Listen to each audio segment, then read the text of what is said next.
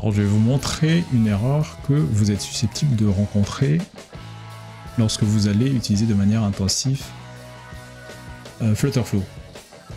Donc là j'ai pris un exemple d'une calculette de TVA donc, qui va prendre le montant hors taxe et à partir du montant hors taxe on va calculer le montant de la TVA. Donc je vais prendre un chiffre à rond, 100, et là je clique sur le bouton calculer et j'ai cette erreur là. D'où ça vient?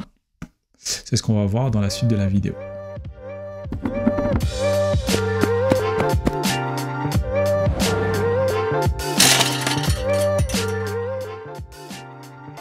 Donc je vais quand même vous expliquer un peu le contenu de cette mini application de calculette de TVA. Donc j'ai ma page calculette qui lui est constitué donc d'un ensemble de colonnes et de lignes, donc un text field et puis un bouton dans laquelle on a une action qui a été définie. Donc au niveau de l'action, c'est une navigation vers la page de résultats, plus un paramètre qui est juste là. Donc le paramètre qui est passé, c'est montant hors taxe. Et dans la page de résultats, hop, on récupère le résultat on récupère le paramètre pardon qui était passé par la page précédente.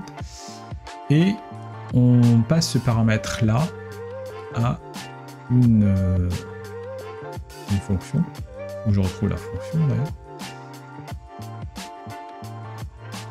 La fonction, ouais, select function argument, et la fonction en question c'est calcul TVA. Donc il est dit de fonction, mais ça c'est la définition de la fonction calcul TVA qui correspond à, en fait c'est le montant TTC. Donc il y a un bug là, je vais mettre plutôt montant TTC.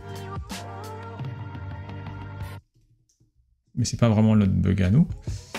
Sauvegarder. Et là, j'ai tout perdu, hein, c'est pas grave.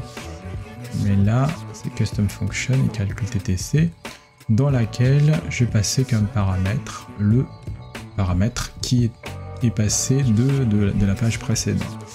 Donc là, je fais confirme.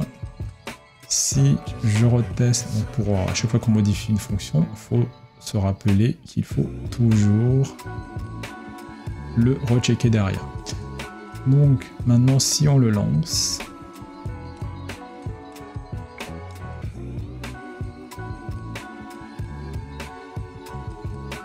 si je mets le calcul, bon on a toujours le problème, c'est normal. Et pour le corriger, en fait le problème c'est que lorsqu'on passe la variable de la page de la calculette vers la page de résultat, le problème c'est que ici on a juste défini le paramètre, mais derrière on a défini ici, mais derrière on n'a pas défini la valeur.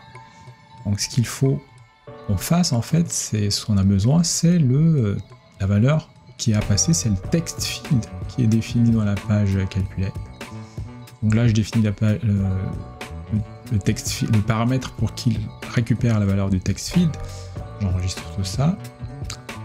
Et si je relance, si je mets maintenant calculette, j'ai toujours le même problème. Donc j'ai toujours le même problème, mais c'est normal. Hein. Pour le corriger, en fait, il ne suffit pas de définir la valeur du paramètre à passer dans la page. Le problème, c'est qu'on fait un calcul en fait à partir d'une valeur qui n'est pas définie. Quand on a fait notre test tout à l'heure, on fait un dernier instant reload pour que vous voyez mieux. Là, on ne met pas de valeur dans le montant hors taxe et donc il passe en expected de null value. Donc ce qu'on va faire, c'est qu'au niveau de notre paramètre, on va tout simplement lui mettre une valeur par défaut à 0 ou à 1, hein, c'est vous qui choisissez. Donc je confirme, et là maintenant je sauvegarde, et si je recharge, je fais instant reload,